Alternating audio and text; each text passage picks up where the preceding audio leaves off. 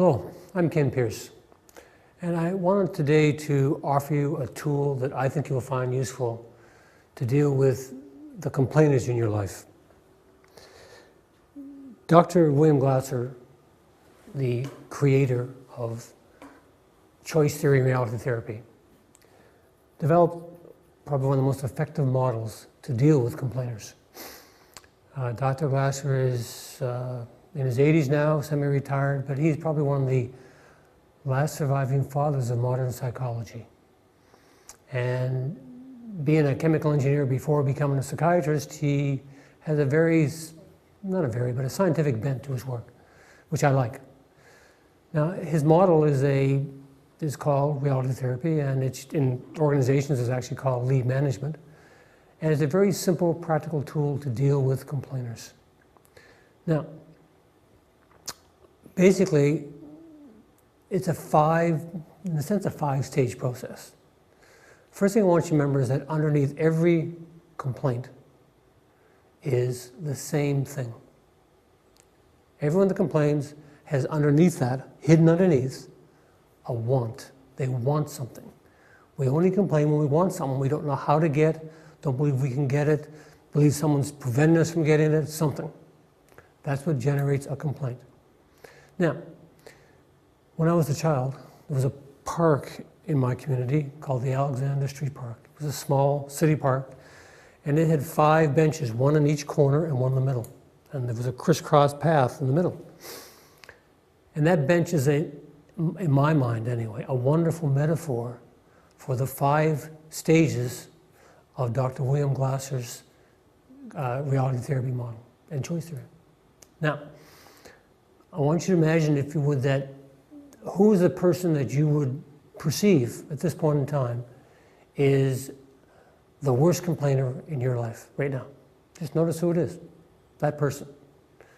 Now, there's basically 5 questions you can ask them that if you ask them respectfully, with genuine concern, they will move from complaining to problem solving in a matter of minutes. Sounds strange, but that's the truth. I've used it for many years. Now, the 5 questions are this. Question 1, what do you want? Question 2, what are you doing to get it? Question 3, is it working? Question 4, what else could you do? And question 5, are you ready to make a plan? Those 5 simple questions will take someone from complaining to problem solving. Now let me give you an example. Let's take Mary. Mary is a colleague of yours, a friend, and she hates her job. So Mary has basically been saying to you for some time that she hates her job. Coffee breaks, weekends, whatever. And maybe you're getting a little tired of hearing that same song. So you say, well, I'm going to play with this walk in the park thing. I'm going to take her for a walk in this park, ask her these 5 questions and see what happens. Here's what might happen. You're sitting with Mary in a fairly comfortable, fairly private place where we won't be interrupted. And you ask Mary the first question. Mary, what do you want? You say you don't like your job. What do you want instead? And Mary will go to, in a sense, her vision of how her world should be. And she'll start telling you how her job should be. And she might say something like, I want to be valued, I want to be better paid, I want to be able to make decisions, those kinds of things. And as you collect that, that's the first bench. You say to Mary, okay, let me ask you a second question. What have you been doing so far to get that kind of work? And she will say something like, maybe I've been complaining to my friends, complaining to my partner, I've been applying for jobs, I've been staring at the window, I've been whatever. And she'll have a list of things. Once you got the list, and I often write them down. I encourage people to write down this stuff. This is very important information. Then go to the middle bench, the bench in the middle of the park, and say to Mary, Mary, has complaining got you the kind of job you want? And it's very important, wait for her to answer. Oh yeah, really important. If you answer for her, she'll shut down because she'll feel disrespected. You're judging her. Just need you to judge her. You need to respect her. So while you wait for her to answer that question, take your time, ask it various ways so she can say, no, it's not working. And they'll say it in some form. Ask her the same question for each one of the things she's been doing that she mentioned to you in the previous bench. When you've got clear no's for everything she's been doing, notice that she's actually hearing herself say, this isn't working. So she can keep her dignity and move on to other options. So take her to the next bench, the fourth bench, and say to her, Mary, what else could you do to get that kind of a job? You know, just let your brain kind of wander. What else? What are the options you might consider? And let her creativity kick in. Now, because she's self-evaluated in the previous bench, the middle bench, she's kept her dignity, doesn't feel attacked, doesn't feel put down, and that frees her to be creative. So on this fourth bench, she starts to come up with ideas and write them down. 4, 5, 6, 7 options. Once you've got a bunch, take her to the last bench and say, Mary, which one of those options do you think would take you towards getting what you want? And it's really important she pick it. And once she's picked it, then ask her very specifically what's she going to do, when's she going to do it, who does it involve, how she's going to do it, and where's she going to do it. And write them down. And say, okay, Mary, you want this, you've come up with this option to move towards that. Is it a good plan?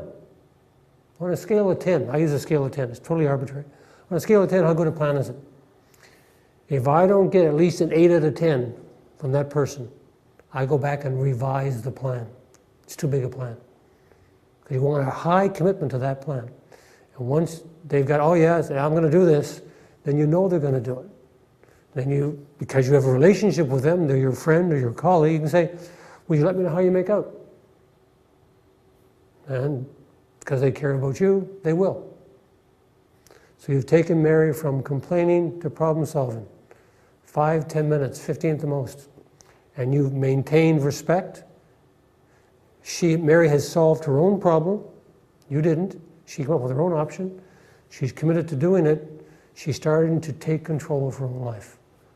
That's the walk in the park. Very simple, very straightforward.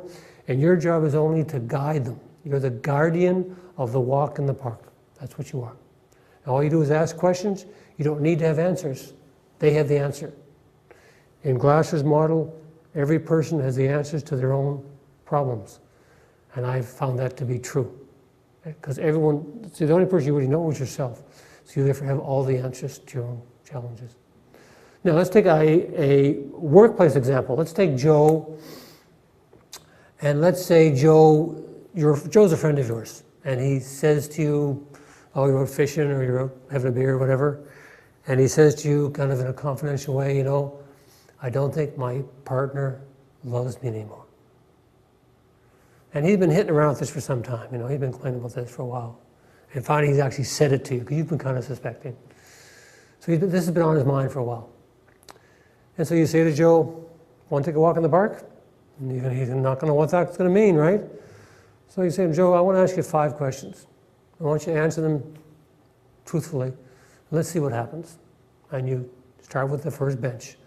Joe, you're saying you don't believe your wife loves you. What would it look like? What would it look like if she loved you? What would you be seeing? What would you be hearing if she loved you? Tell me. And write it down. Oh, she'd say good morning. Meals would be on time. She'd hug you. She'd make time for you instead of whatever else she might be doing. Okay, that's what you want. And if you saw that, heard that, you believe you were loved by your partner. Yeah. Okay, take Joe to the second bench. Joe, what have you been doing to get your partner to do that kind of stuff? And he'll tell you what he's been doing. Write him down. Then take him to the third bench and say, Joe, I want to ask you to evaluate each one of those. Let's say he said, I've been complaining to her. Is complaining to your partner getting her to love you the way you want? And again, wait for him to answer. Just wait. Be patient. They'll come. He'll eventually say no. Okay. Joe, is avoiding your partner getting you to love you the way she wants?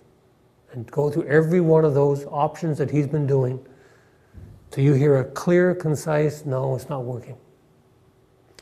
Okay, now he's self-evaluated, he's kept his self-respect, excuse me, he's kept his dignity. Now you can go to the fourth bench. So Joe, what else could you do to encourage your partner to demonstrate her love for you? Let's look at some options.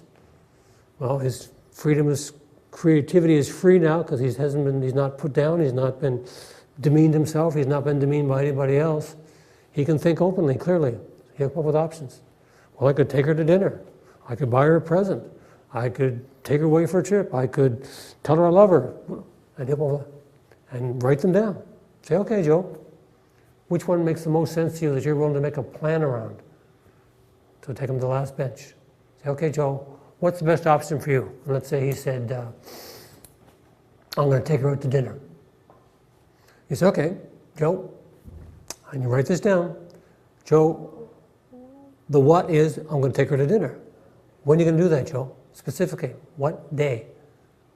Write down the date. Where are you going to take her, Joe? Oh, that's the restaurant. Good. Okay. And who's involved? Just you and her, nobody else, right? Yes, okay. Now, how are you going to do it? Oh, so you're going to dress up. You're going to put on a suit and tie and make it a big deal. Buy her flowers. Okay. Now, he's got a plan. He's got this very specific plan. Ask him, how good a plan is it in his estimation on a scale of 10? So, Joe, on a scale of 10, how good a plan is that? And again, if you don't get at least an 8, go back and rework the plan till you get at least an 8. Because an 8, in my experience, is a very high commitment. And then say to Joe, hey Joe, I want to know how you make out. Let me know. So you've taken Joe from not feeling loved by his partner, 5 questions later, 10, 15 minutes, to saying, oh,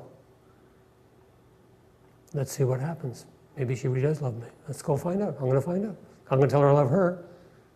And then all of a sudden he's taking control of his life, taking control of his relationship with his wife, taking control of his destiny, and he feels empowered by what he's walking the park. And all you did was guide him to each bench and ask them those questions.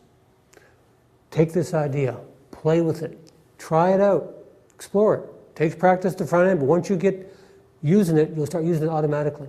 And all of a sudden it'll become part of your toolbox that you use to deal with people in this situation and all kinds of other situations. If you want more information on it, please check my website. There's all kinds of resources, articles, there's a blog, there's seminars, all this stuff is all available to you. I encourage you to explore it and contact me if I can be of any assistance to you. And thank you.